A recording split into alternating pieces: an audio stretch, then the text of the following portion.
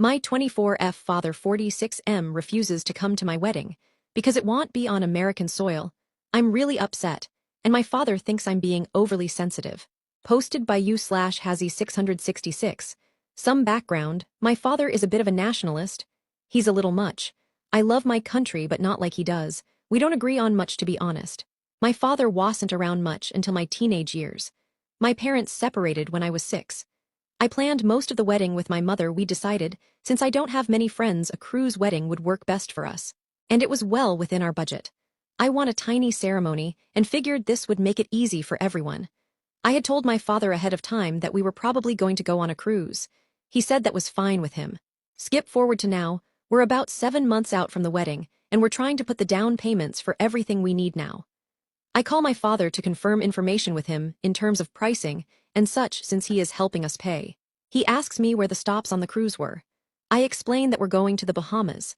He asked if any of those places were American territories. I told him no. He then starts hooting and hollering that his daughter is going to be married on American soil. He refuses to get on that ship, and he's never leaving this country. And how he thought we're doing an Alaskan cruise. I was a bit shocked by this outburst and got a bit upset. He told me I was being too emotional. We fought back and forth for a bit, and it ended with him saying, "If you work hard to convince me and don't pout about it, I might change my mind," before hanging up on me. Now I'm just sitting here, and I don't really know what to do. I want my father there, but I already set my heart on this cruise. So do I continue with it as just say screw my dad, or do I spend the next 6 months begging him to come on this cruise with me? Relevant comments. Commenter 1. So do I continue with it as just say screw my dad, or do I spend the next 6 months begging him to come on this cruise with me? Option 1 sounds so much better, doesn't it? If your father's support of your marriage is conditional on where your vows take place, he doesn't really care all that much about you or your marriage. I'm sorry. Commenter 2.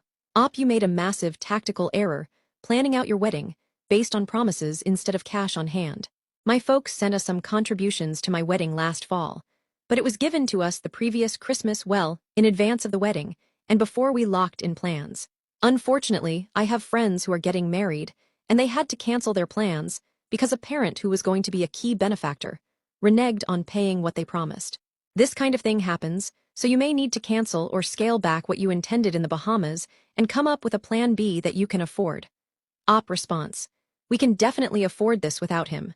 Honestly, him not being a part of the wedding won't change much in the ways of financially changing anything.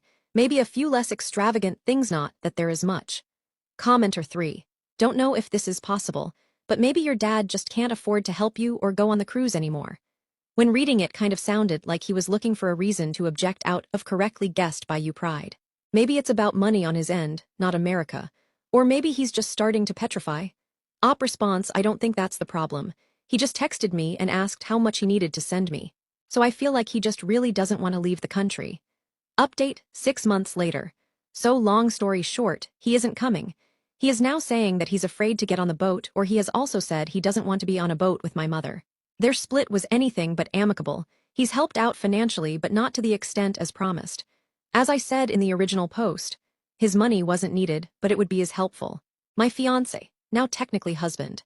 And I decided that we would have a small ceremony to be legally married here in Iowa, since it was going to cost nearly 9x more to be legally married on the cruise ship. My father was invited and forgot to come even after being reminded multiple times. It really put where I stand with him into perspective. The actual wedding ceremony is just over a month away. Everything has been purchased, and the final touches are being taken care of. I asked my stepfather to walk me down the aisle, which he tearfully accepted. I'm extremely excited to be spending my wedding surrounded by the people that care about me. Thank you all for your kind words and wonderful advice. Relevant comments. Commenter 1. If you want to be really baller, take a really nice picture with your stepfather as he walks you down the aisle and post it all over social media so your father and everyone else can see it. I'm petty like that.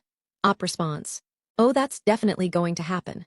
Shortly after the initial post, he tried to tell me he was about to lose his house, trying to get out of helping me. Not even a week later, he's posting pictures of his brand new 2018 Dodge Challenger. I just laughed and blocked him on social media. Commenter 2 in your previous post is demand that you try really hard to convince him. Sounded a lot like he realized he's being treated like a dad who wasn't there for a lot of your childhood. And he doesn't like it very much and wants you to suck up to him for a while. He wants tons of attention and to be given the credit for parenting that he didn't earn. Op response. I think he realized quickly that I wasn't going to grovel for him to come. He has barely contacted me recently. 7 years later. After this, I went no contact with him.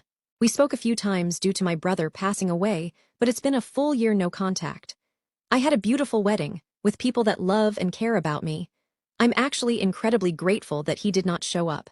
Some interesting tidbits. He threw a fit when I told him I was changing my last name. He illegally voted for Trump in the 2020 and 2024 election.